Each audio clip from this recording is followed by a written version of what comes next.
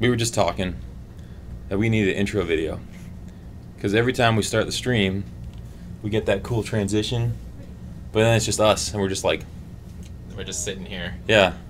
Either that or I need like a welcome! Some kind of like... I need some catchphrase. You need a motion graphic. That's true.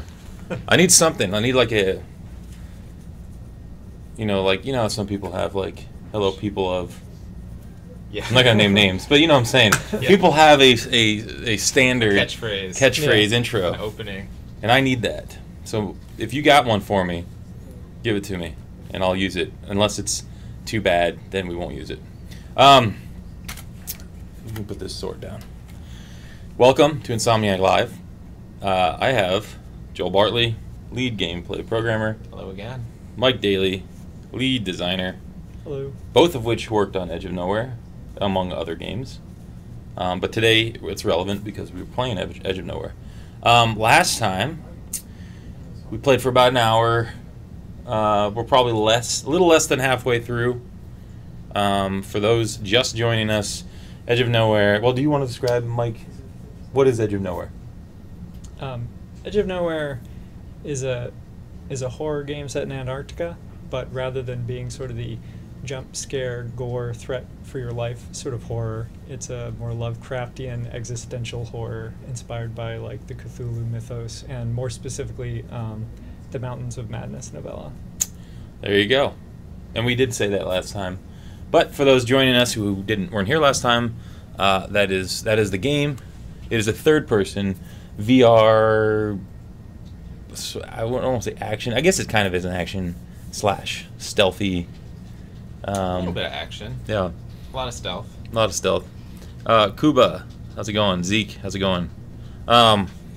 So, before we begin, I did want to point out, and I know a lot of you do know this, but there is a contest going on where you can win a pretty cool custom VR PC from us, and I'm going to show that PC right now.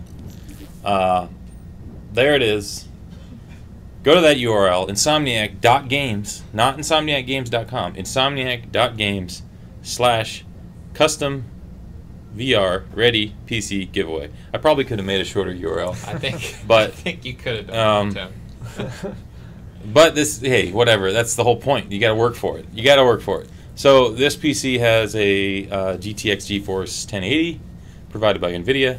It has a Intel Core i9 processor, which has like 1 billion cores. Provided by Intel.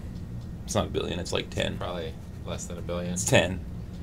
I think they're coming out with one i9 that has 20, but this one has 10. Wow. What else? Oh, Thermaltake provided that sweet case with the cooler and the power supply. And Corsair provided Vengeance RGB RAM and the sweet SSD solid state drive. So those are nice looking fans too. Did those come with the case or are they custom? The fans are part of the liquid cooled radiator. Okay. So that's the Thermaltake flow ring. Yeah. So it's got a liquid cooled piece, like I don't know what you call it, but it attaches to the processor, sure. And then the giant fans cool the radiator, and the liquid just flows. That's the technical way of describing it. Yeah. So anyway, go to that URL. That URL is also, you'll find it on our website. You'll find it on our social media. Go there, enter to win. We're gonna pick three winners on March 6th, live on the air. We'll announce them. But you got to be doing the things. You got to be following us. You got to be following our social media. You got to be visiting all of our cool sites, our Discord, all that stuff at the bottom of the screen here. YouTube, Facebook, Discord, Twitter, Instagram. We're everywhere. We're all over the place. Got it all. Yes, I know. I apologize for Europe. But you know, we can't do anything about the shipping and the customs and all the other issues that we would have ran into sending that to Europe. Not to mention the legalities of all the different countries and yeah. Should have thought of that before you were born in Europe. Oh. Wow. He's just joking. We love Europe. Brutal. We love Europe. We love all the countries. We love them all. Just looking at chat real quick. Awesome T-shirt. These are not for sale. These were made by, who made these? Nathaniel? I think so. Don't know. Duncan. It was Duncan. It was one of the guys here who made these shirts. I think we do. If we ever get an Insomniac store, we need to make these. Yeah. But I won this. I was in Burbank. I won this by getting the best full frontal assault time for people who had never played before. So Nice. they had categories. They had like new Yeah. people, Sure. and so me and Calvin Wong, who used to work here, we won as a team, and we got these shirts. One other people from Burbank won too, but they supposedly broke some rule, and so theirs said cheaters on it. It was the same shirt, but it said cheaters. Did you guys play Full Frontal on this stream yet? No, but we can at some point. Should do that. Okay, we're gonna jump into the game again. Are you going to see more VR games from Insomniac? All I can say right now is that we love VR. We see the potential. It's just getting started, so who knows at this point. But we've done 3 already, so we've put a lot of time and effort and engine work into VR. That's all I can say. So, and we also love consoles. We love making games. We love making games, that's true. It doesn't matter what we make them on. We made a game on a potato once. I look kind of dark when I lean forward. All right, you guys ready to go? Edge of Nowhere. Again, Let's see where we are. Joel Where do Bartley we start and off? Mike Daly. Our end off. And here we go. We're going to go jump into the game. Hopefully the audio of the game is okay. Thomas, you got to tell us. Thomas is over there playing. Before you continue, Yeah. let's show off the load screen. Go to the load game. I wanna talk about this load screen. He wants to talk about the load screen. Let's do it. This load screen, you would not believe how much work it was. Because we had never done a load screen in a game where it had multiple saves and we had to implement them.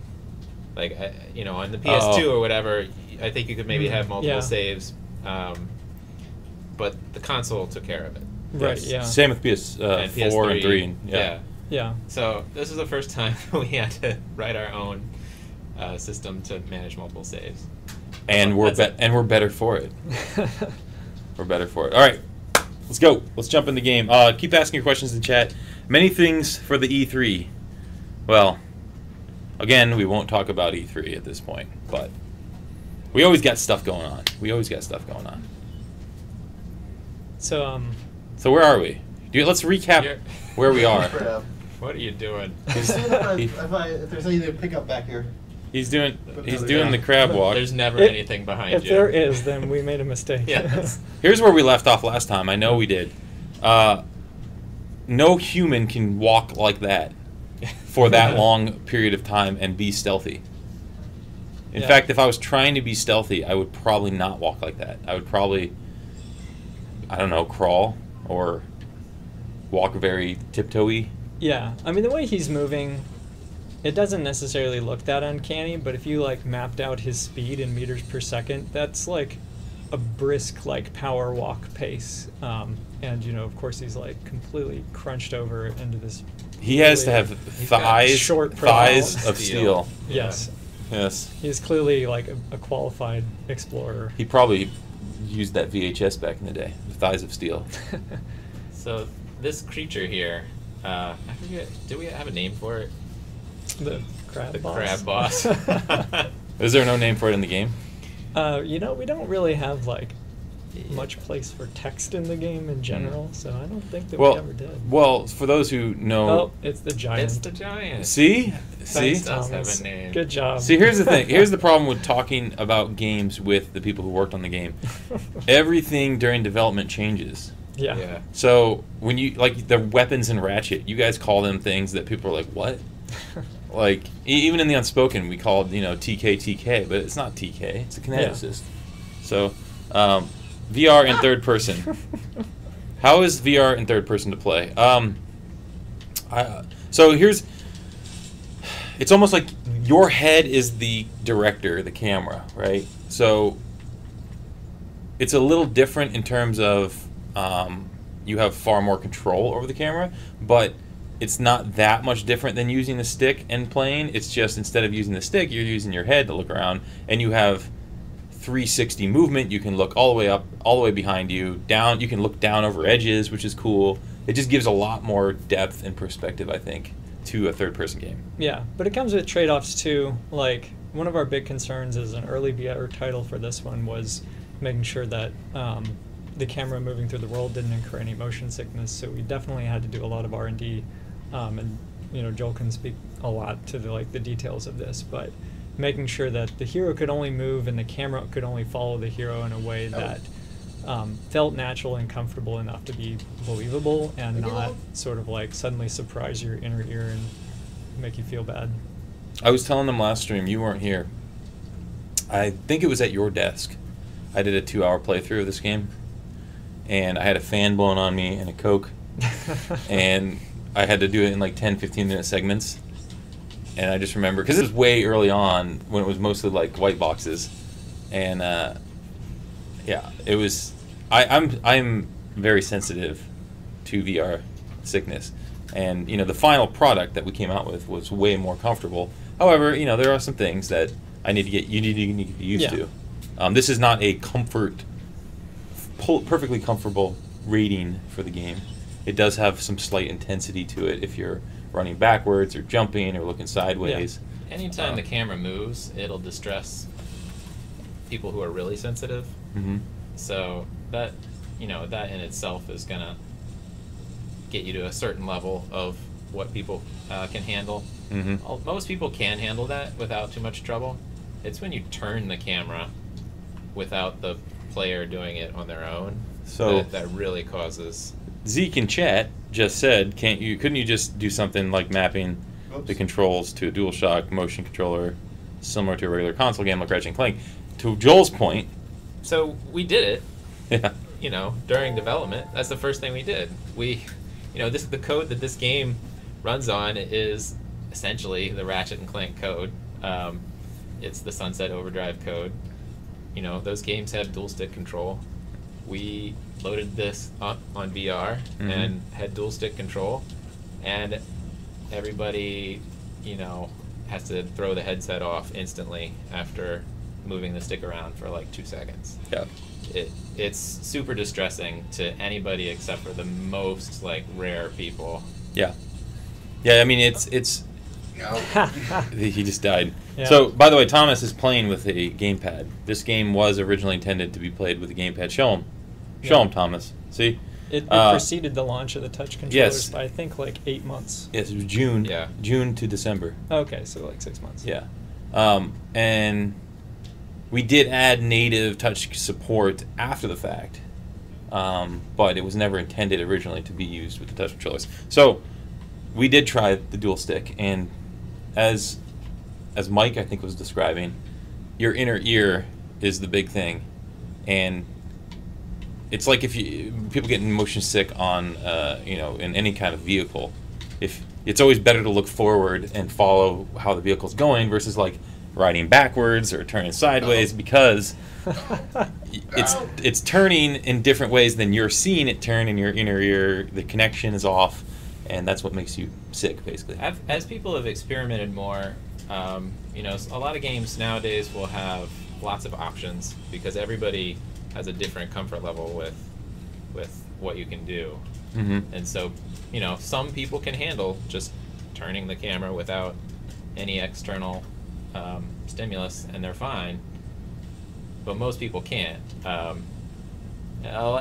People have found these days that if you stick a vignette that comes in from the edges of the screen, then that ups the number of people who can handle it.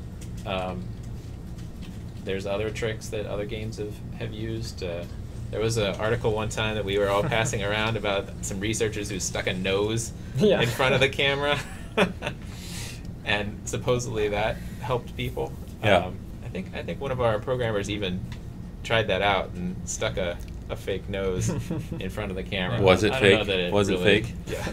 It was virtual. So, how's it going? Everyone who's joined us, Primo, Sinmas, Wolfen, fan. I can't read that. It's too small. I apologize. I had to switch my monitor that's on chat, so it's a smaller monitor now, so it's harder to read. Hello, everyone that's joined us. Thanks for following us if you just recently followed us. And some questions. What is your favorite movie? That's a good one. What is your favorite movie? My favorite movie of the last No, just your favorite movie. years. Well, you can categorize it one recent and one of all time. Okay. Well, let's see. A specific So recent years is Inception. I really Okay. love Inception. Okay. Not only the story, which I think is cool, but the visuals and especially the sound. I love the sound in that movie. All time, I don't know. I'd have to think about that. Mike? I'd go with Pacific Rim for recent, and for all time, maybe like Iron Monkey. Wow. I could tell you my all-time is Goodfellas. Maybe Die Hard. Yeah. Mine's Goodfellas, as always will be.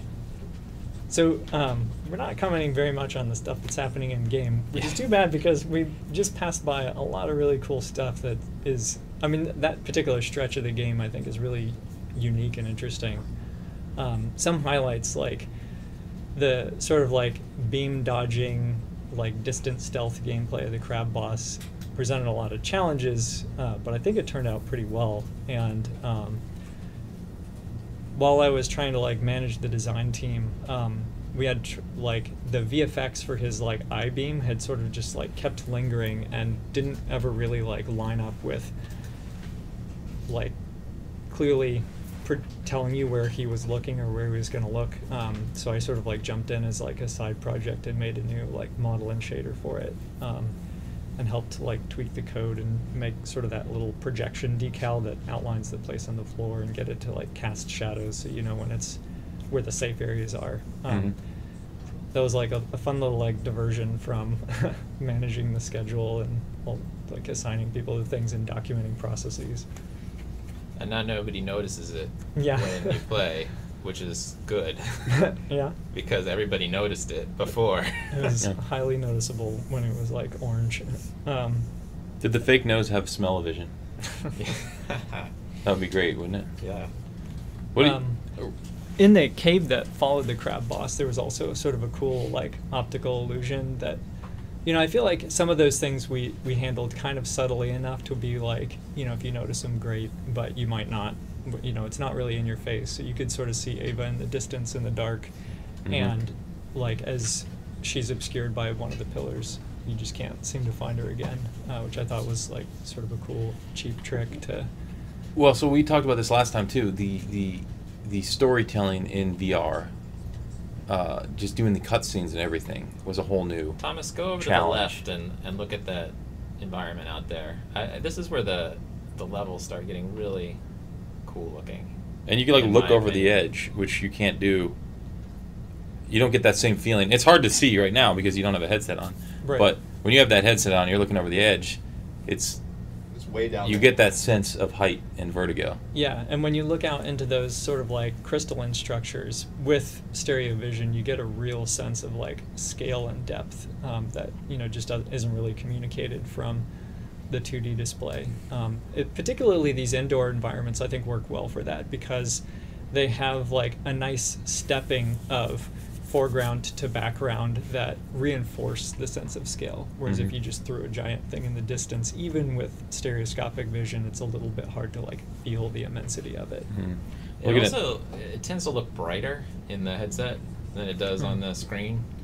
Yeah. So a lot of this stuff looks kind of dark on the screen probably, but when you're in headset, it doesn't look quite as dark, and you can make out features a lot better. Yeah, there's a lot more detail that you see in the headset for sure. I think that comes from like, since it covers your whole field of vision, like more or less your eyes are adapted to the dark, and so like they're sensitive enough to pick up the dark stuff. Whereas over here we've got like lights flooding in our lights eyeballs right in from our all face. directions. I'm looking at chat real quick. Will the game have co-op? Are you talking about this game?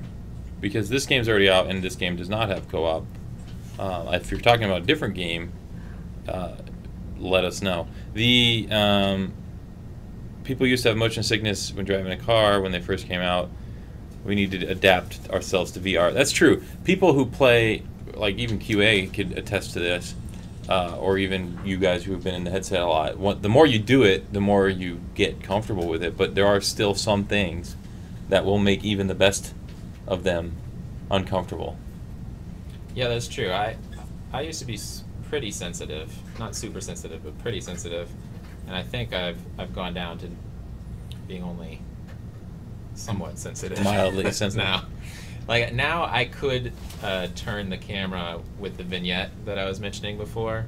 Mm-hmm. Like, I can play a game, like, I was trying Skyrim VR the other day, and they have a bunch of options, and one of them lets you stick the vignette on the screen and turn with what it's basically right stick kind of turning. And I was able to handle that. I had to make it so the vignette like came in really far. So you're like looking through a porthole basically while the turn is happening, but still that's more than I would have been able to do before. Yeah. When we were making this game. How's the audio? Can you guys hear the game audio? I hope you can.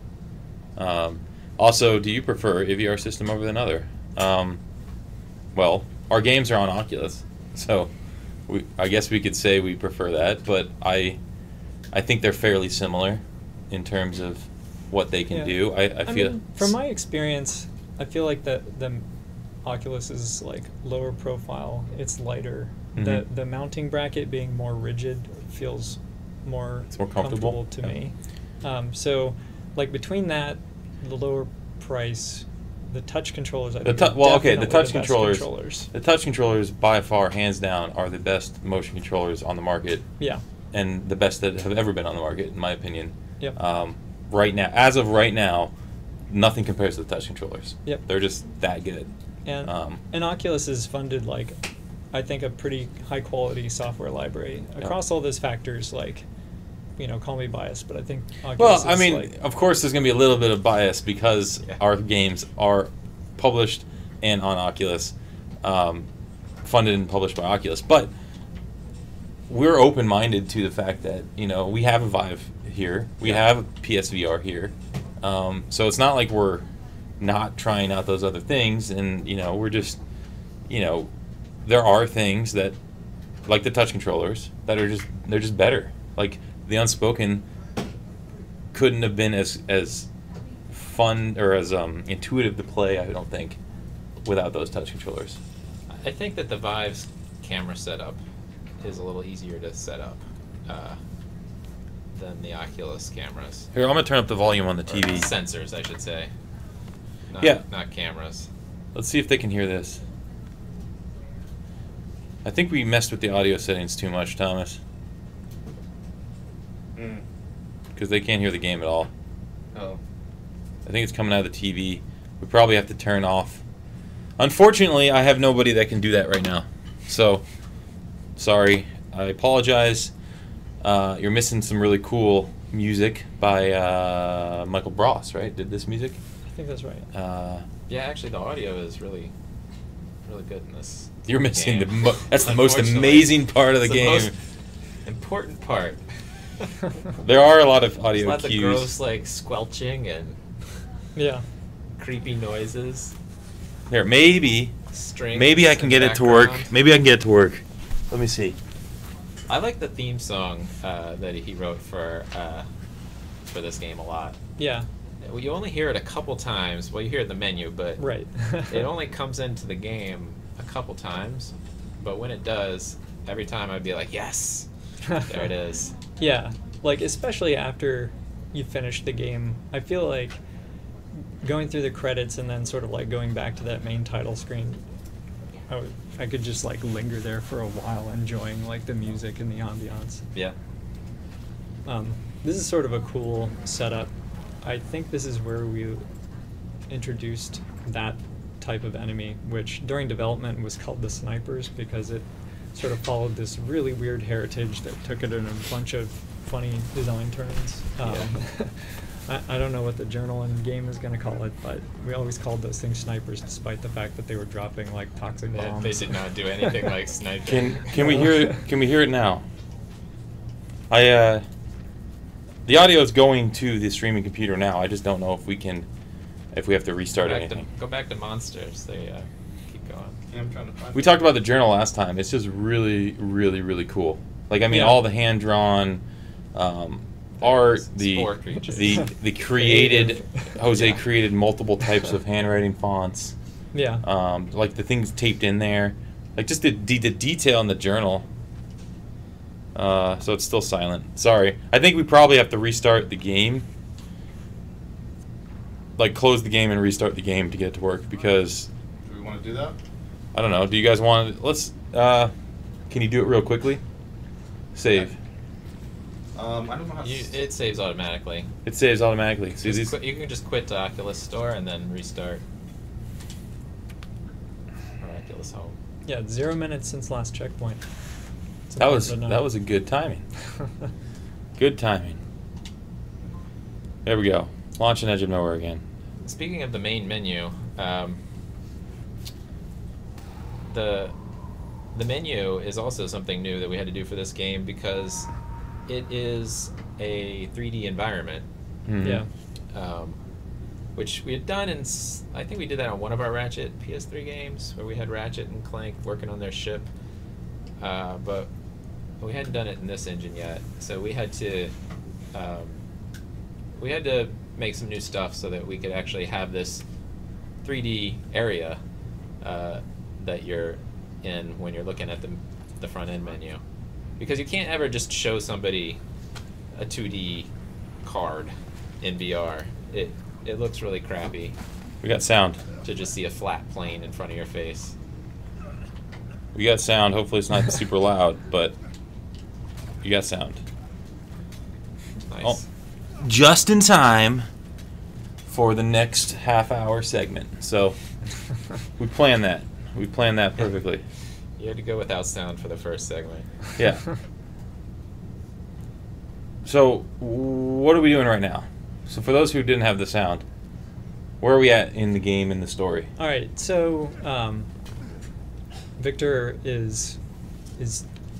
knows that his fiance is deep in Antarctica in this alien structure, and she's a very motivated explorer who is intent on unlocking its secrets. He just sort of wants to rescue her and get her out, so he's compelled to follow. And as he goes deeper, he starts to see more and more sort of crazy stuff. This alien hive sort of building a massive city, and as we can see here, perhaps he's starting to go a little bit crazy. When you first mounted the ledge back there, in case you didn't catch it, he spotted a glimpse of like a panther running off ahead of him.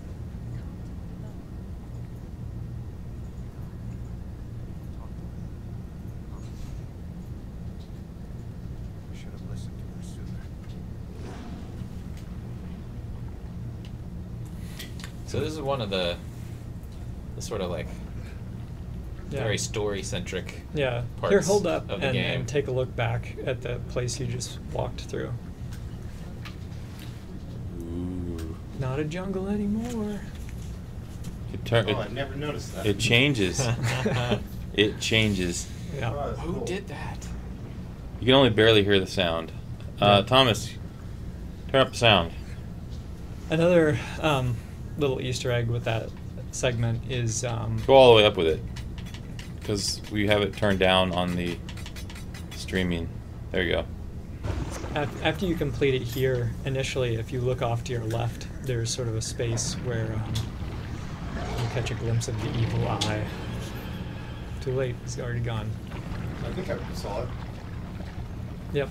But did the stream? Did the chat? I think you guys put a bunch of stuff like that in there that I never even noticed. Yeah, most people won't. It's just a little orange glow. Yep. This is a really cool. We have a screenshot from this area. Yeah. Like the breathing walls, I think were concepted Show 'em the pretty breathing walls. early in development, and so we're like, oh man, that is cool. That is cool to have to walk through this thing and feel it contracting in on you. And I think that just was a turning point where everybody started to get more excited about the possibilities of this alien interior. Here we are. Yeah, look at this. Alien Oh my elevator. God. Our favorite feature of the game. Yeah. So in this game, gameplay is broken up into some segments that Look down as you are, go. And up. This must be leading somewhere. So as we mentioned, you're generally always walking forward, right? If you were to draw a map of this game, it would more or less be like a super long line. One of the technical problems that introduces is that you can only walk for so far before you hit like floating point errors, and the game's like map starts to break down. So every so often, you have to go through an airlock, which is basically like a sealed off room that secretly teleports you to a different point in space. And these came in a couple forms. Usually they were just sort of like S-shaped rooms, but the alien elevator was another kind of that. It was supposed to be, at first like an elevator and then maybe like a rope or a ladder, but basically like we had this proposal that there was this alien thing you could descend down, and getting that to Jesus, what is that? like work in a way that looked good, was technically feasible, and fit the theme was kind of a nightmare. We talked about that thing so many times. Yeah. I can't even remember how many iterations it went through of ideas. Like, it was going to be a thing that you had to jump on and ride down. It was going to be Like some bulbs that you hooked teleporter. into It with was your ice picks. Yeah, it was. You were going to jump on and ride the bulb down. Right, yeah. I think maybe you were jumping into an orifice at some point Yeah. and just like getting shot through it. Finally, we were just like, we've spent too much time on this. Yeah. Oh my gosh, Brandon Winfrey's in the chat. Brandon, how long did you write? How much of this did you help write? I know you wrote some of it. Brandon used to work for us, as many of you know, until he went on to bigger, better things and left us in the dust. Who else? Oh, let me look real quick. Oh, key bindings. Will you guys be able to change in the future titles? Be able to change the key bindings for people with disabilities? We have, I think, there's a couple of our. I thought there was a couple of our games we were starting to do stuff like that. I don't remember. Some of our console games had the ability to swap out some buttons, I think. He was on the full project. Brandon was. Brandon used to be. I mean, many of you know that story. Used to be an intern on my team.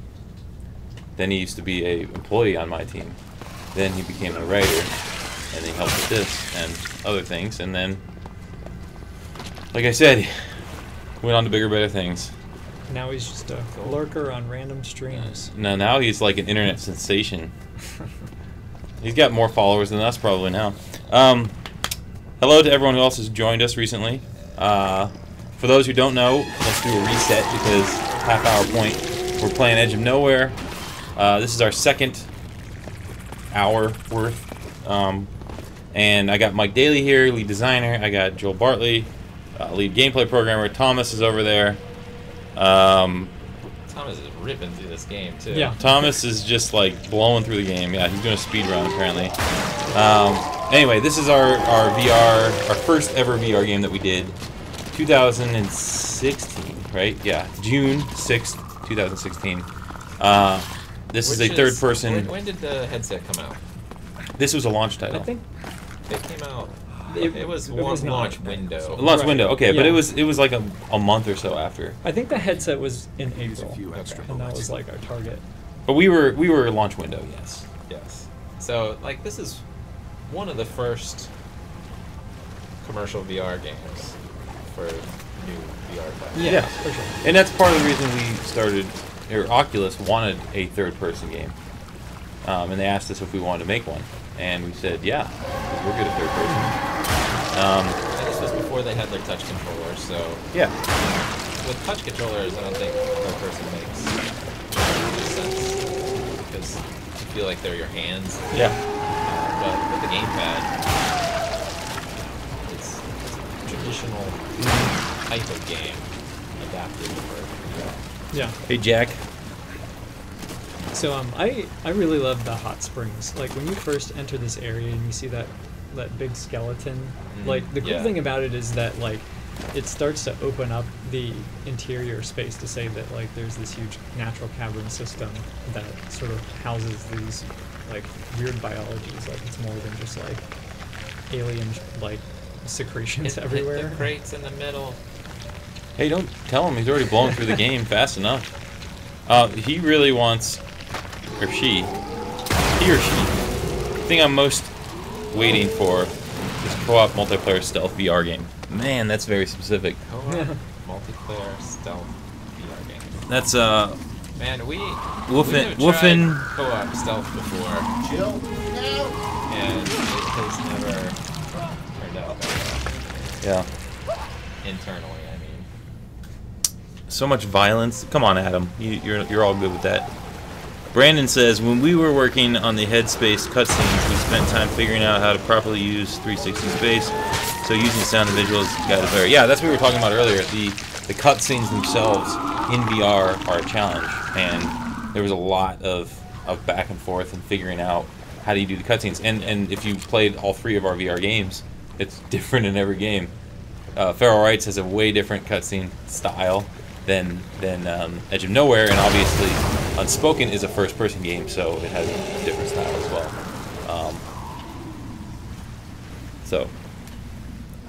Sorry, Is this the first time you've seen the listeners? No, No. second time. Okay. he just blew past him the first technically, I time. think it's the third time, but Hello. Those guys are pretty cool. yeah. Andy? Is it Andy? They're disturbing. The monitor I'm reading. They will kill you. Yeah, I think the listener is like the first enemy that we had that was animated properly to like sell horror. Yeah. Like Ben made that thing so like creepy and jerky that when we finally got that in with like a dark environment, suddenly it was like, whoa, like horror can happen. Up until that point it was all just like Yeah, it's like, really oh, a little goofy looking, goofy. and it was like, Yeah. you know, probably like worse than Rubber Suit Monsters in the old films, and there was a lot of concern over whether we could actually like sell this. Yeah. And we sort of took like the lessons from, we sort of used the listeners as like, you know, here's our standard, and from that the ghoul, the guy with the big bulbs on his back, finally started coming into focus and matching the theme. Couple of things in chat here. Third person. Strange. This is a third-person game. So we've talked about this already, and then why we would do a third-person game in VR. So to start, as we just said, there was no touch. As Thomas can never get past this part. There was no touch controllers for Oculus, and Oculus was trying to ease people into VR. We think. I mean, I don't know exactly. They just came and they said, do you guys want to do a third-person game? And we're like, because like no one did a third-person game at that point. I mean, no one really did anything. But so we were like, yeah, we'll do it. We have some people who are interested in VR. So as we started doing it, we realized it actually is pretty immersive. As we said, your head is the camera. You can look everyone. You can turn around. You can look up, down. You can't get that sense of immersion with just a stick. Like, for example, the alien elevator. You can, as you're going down, you can look straight down, look straight up, and you get that vertigo. You don't get that vertigo from just the TV. So we figured it would work. It ended up working pretty well, and other companies have also done third-person games. But then once the touch controllers came out, there was just so much more you could do, and that's why we started doing the Unspoken with the first person in the hands and the hand presence. That doesn't mean we wouldn't ever go back to a third-person VR game at some point, but yeah, that's why VR third person. Also, it's particular to stealth. I love it. Sorry. That was like a bit of like evil designer glee from seeing that happen.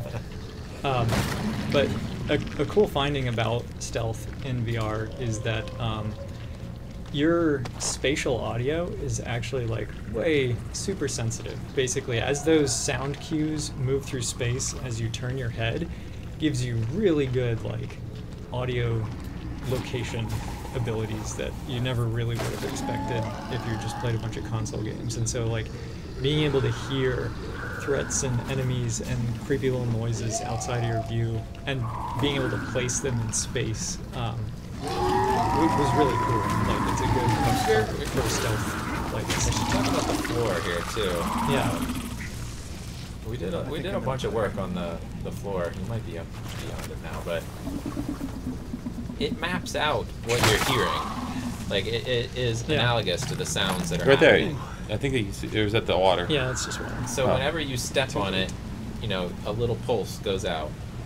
And if you're walking slowly, the pulse is smaller than if you're running. A big pulse happens. And the listeners, the creepy enemies that were back there, The I don't know what creepy their crawlers. actual name is, Right? but You know what I'm talking about? This place. Creepy crawlers? Changed. Never mind. No. That was a terrible old reference. Everyone knows what creepy crawlers are. Come on. Lauren knows. When their body overlaps with the radius on the ground, that's when they notice you. And you know, I think it was supposed to be like some sort of cilia on the ground that would sort of alert them, and they would be symbiotic with these creatures. And despite having led them here, Edwards never wants to leave. I think it turned out pretty His leg well, is growing worse and by it the really hour and helps slowing us you to down. know what's going on Well, I know. stealth-wise. Yeah, All I think it was a really good way to of the center. communicating the mechanics in a There way is that no didn't like turning break back. theme or This break won't be immersion. like Chile. Mm-hmm. And it sort of like helped you see how big of a deal shotguns and bombs and all this sort of stuff is. Yeah, like, you know, a Metal Gear or something will have a radar where you can see the guards' vision cones. Yeah. Or like, what's that 2D game, Mark of the Ninja? Right. You know, they have a ton of systems for showing you what other the enemies are seeing. Like a lot of Yeah, old let's- games have the let's check light out- cone that goes. Check out this transition. Oh, this is one of the spots where we're warping back to 0. Yeah, watch. It gets really cold and foggy. Right there. I don't know if you noticed the fog changed a tiny bit. Not 100% perfect, but you don't notice it Yeah. when you're just playing the game. Yeah, I mean, I really love this particular transition. It feels like, you know, looks you're just going this place, the fog's really creeping in, and then it blows back and you're in South America. Yeah. You know, really smooth transition that, like, plays to the, like, sort of surreal setting Mm-hmm. in a cool way.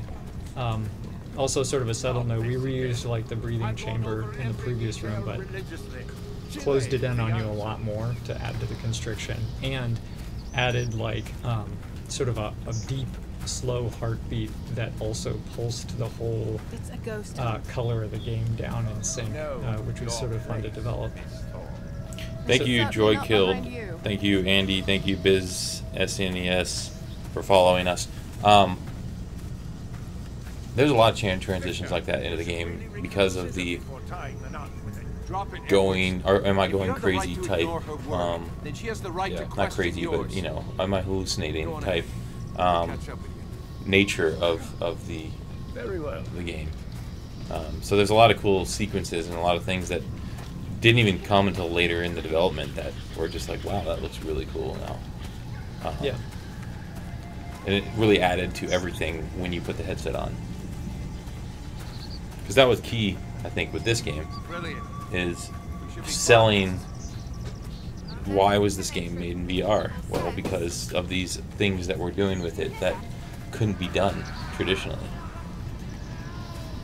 That's one of the things we've said since the start of all of our VR games is we're not going to just take a game and port it to VR, right? We're going to make a game and show why it was meant for VR. Like, why did we make this in VR? And we've tried to do that with all of our VR games so far. Any other questions from the chat? What do you guys You think? have to come see this. There's Ava, Can you right? see it? Yep. This is still a Over hallucination. here, Victor. Don't spoil it. No, you're really in South America. Oh, is this the cool part? Yes! Thomas jumped. Did you know that was coming? Did you know that was coming? I should have. I forgot. At least he didn't scream.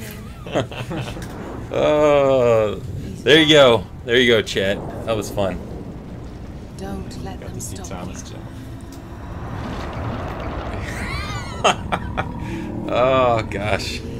I feel like that went in pretty late, didn't that? Yeah. Jump scare go in pretty late. There's very few jump scares in this game, but the ones that there are, they get you. We played, so I won't name names, but we had a press day where we brought in a bunch of, YouTube, Twitch influencers to play the game, check it out, capture footage, whatever. And there was one particular individual where she was playing the game, and when she screamed, the entire Burbank office could hear her. It sounded like we were killing somebody in the conference room. It was bad, but everyone was walking by and they're like, looking, what's going on in there? And the people that were in there were just like, yes, this is what we want. This is why we made this game. It was loud. It was really, really loud, but it was amazing to listen to and watch. I think Brian Alguy was standing right next to her. He was just like so satisfied that because Brian, was the creative director.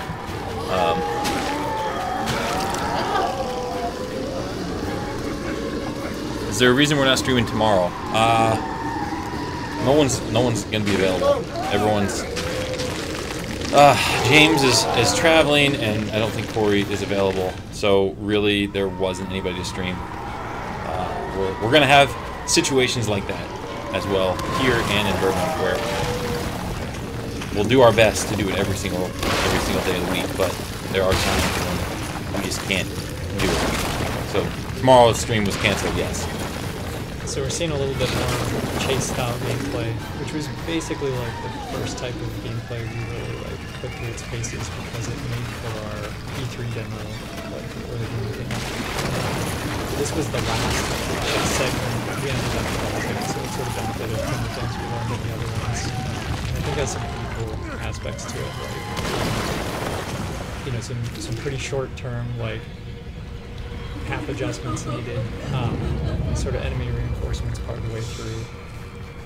Again, you're seeing the alien elevator so flexible it's able to go up as well as down. Yes. And that was the other problem with it. We needed it to go up and down. Yeah. So the ending of this chase segment gave us a lot of trouble, courtesy of the alien elevator. No, you probably couldn't tell, but at the end of that chase, the game takes over control of the character. Yeah. And it causes him to run and then jump onto the alien elevator.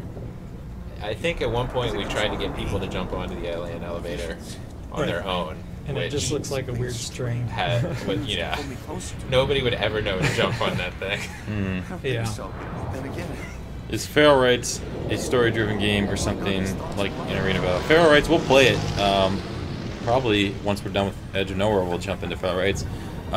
It is a action brawler, I guess you could say. So yes, the story is there. It's not quite as story-driven as Edge of Nowhere, I would say. It's much more lengthy. For the most part, you tell the story with your fists. Yeah, with your fist. It's a brawler, so it's like you're fighting a lot. In Feral Rights. We'll show you when we play it. But if you haven't gotten it, you can go grab it. I think it's, I want to say $20 or less, right? I think something like that. Yeah. And it's a fun game. It's a fixed camera game. So when you go from room to room, you'll be fixed in a position, but you can look around. But you don't have this movement forward and backwards like you do in Edge of Nowhere. So, is it possible to ask one of you guys on Twitter? You can ask us on Twitter, sure. Just a quick question. Edwards is a coward. Oh, you can ask us whatever. What are you trying to ask us? It's madness. It's for a small fan-made project. Well, you can ask us on Twitter. It may get lost. You can ask us on our Discord. We're always there. Our Reddit. Any of that stuff. Just you can post it wherever. Are all of your VR games VR exclusive? Yes. All of our VR games were made for VR. And that's what we were talking about. If you just joined us and you didn't hear, yes, the reason we made them for VR is because we said, why VR? Like, that's the big question. That's the first thing you want. Yeah. Because if you're not asking yourself why VR, and I think Jason Rubin and Ted talked about this at one talk they did, like, then why are you even making a VR game? Like, don't just take a game and port it to VR unless it's you can answer that question as to why it's meant to be in VR. Super Hot worked, right? Yeah. Super Hot was not. I mean, they modified it. It wasn't the exact same game as PC, but it works because that you can answer that question. So for us, yes, these are all exclusive VR games. Yeah, the game would be pretty severely diminished without the stuff that it gets from VR. Yeah. So we just saw the Mutant Enemy, I think for the first time. Yep, that was the Mutant intro. Those guys are pretty creepy in the final product with the tentacles coming out of their chest. Yep.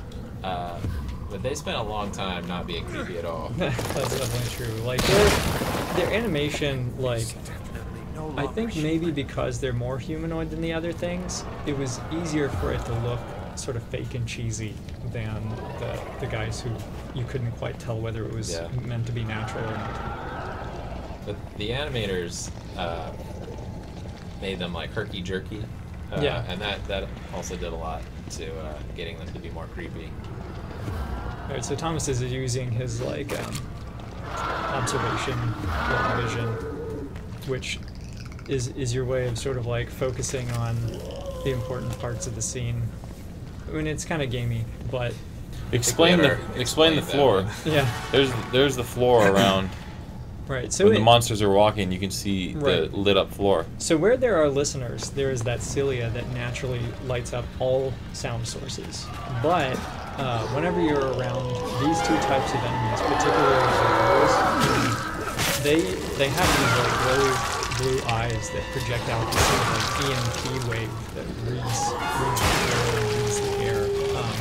And when you use your focus mode, it sort of highlights that. That more or less serves the same purpose of like trying to tell the player this is what this guy's vision range currently looks like, so you know sort of how close you can get to him without alerting him. So one of the questions is about the ending. Let's save that question for when we finish. They're asking about the cryptic ending, and can you tell us your explanation of that cryptic ending? And also, do we have more story from this universe? I will say what I always say, and I apologize because I always say it. Who knows what the future holds? With Edge of Nowhere. That's your catchphrase. Yes. Let's just start the stream with that. I should start the stream with that. Here's how we look at things. We don't always go into a project and immediately say there's going to be a sequel, right? Sometimes we plan out sequels. Sometimes we don't plan out sequels. Regardless, we have learned to never say never, I guess, about anything. We said originally that we only work on our own IP, and if we had never said never, or if we had said never, I guess, we would not be doing Spider-Man, right? So all I'm saying is there might be some ideas floating around, but currently we are focused on the projects we're working on right now, and who knows what the future holds. So there you go. That's the most particular illusion that we just went through. Like, it's kind of easy to miss, but up ahead you see like the ice climb out of the cave. Jumbo. There's sort of like a shaft of light, and just by virtue of like it just barely going out of your field of view, you come back and something else entirely is there. It's a door. I'm not getting a new line because it works for everything. Someone says, are you making another Ratchet game? Who knows what the future holds? Are you guys doing a sequel to Edge of Nowhere? Who knows what the future holds? Hey, check out when are the you guys going to do portraits. another Resistance game? Who knows what the future The holds? portraits. Oh, Yeah. Oh, is that Herman? That's Yeah. right. Oh my gosh, who's that? Jason Anderson. How come I'm not in this